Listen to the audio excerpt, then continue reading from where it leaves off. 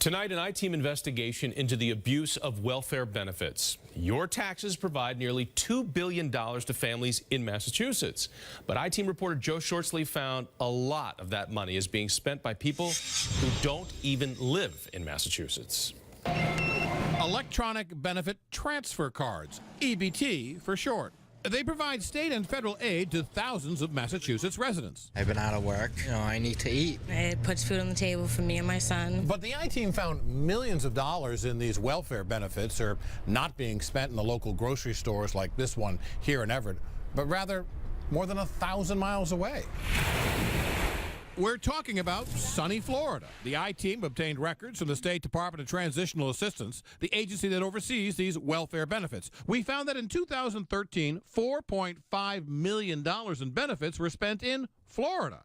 The document showed $202,000 of EBT benefits were spent in the Palm Beach area, $320,000 in Miami, $387,000 in the Tampa area, and in Orlando, over $1 million in welfare dollars were spent last year by Massachusetts residents. It's insane. A shocking number to legitimate EBT recipients we talked to in Everett. I can see if it was like in New York or something, but in Florida, that's crazy. It's not just in Florida, it's in Hawaii, California, Virgin Islands, Puerto Rico. That is something that is totally permissible. You're allowed to use your benefits out of state. Stacey Monahan is the commissioner of the Department of Transitional Assistance. Does it surprise you that you see these expenses popping up in the Orlando area? Not any more than it does that they pop up in, the Maryland area. People do travel. But the I-Team has learned the state actually is concerned about this out-of-state spending. We found that since October of last year, DTA has shut down the EBT accounts of 3,457 people who the agency determined were actually living out of state and collecting Massachusetts benefits.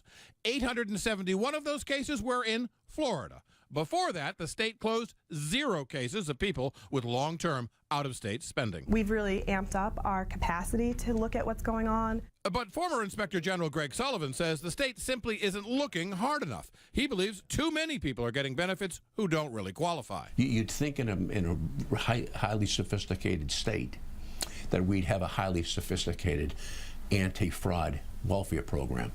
But let me tell you, Joe, we don't. Commissioner Monahan says the state has stepped up its use of technology to track the scofflaws, but State Representative Shauna O'Connell wants to make it even easier by restricting EBT use to just border states. But her bill was rejected last fall. It really frustrates people to know that they're supporting their family and paying for others who are here collecting fraudulent benefits. How often do you use your EBT card in Florida? Never. Never ever. So how do they crack these cases? The state monitors welfare spending, and if your state-issued cash benefits are only used out of state over a 60-day period, you're now shut off. For federal food benefits, it's 90 days. For the I-Team, Joe Shortsleeve, WBZ News.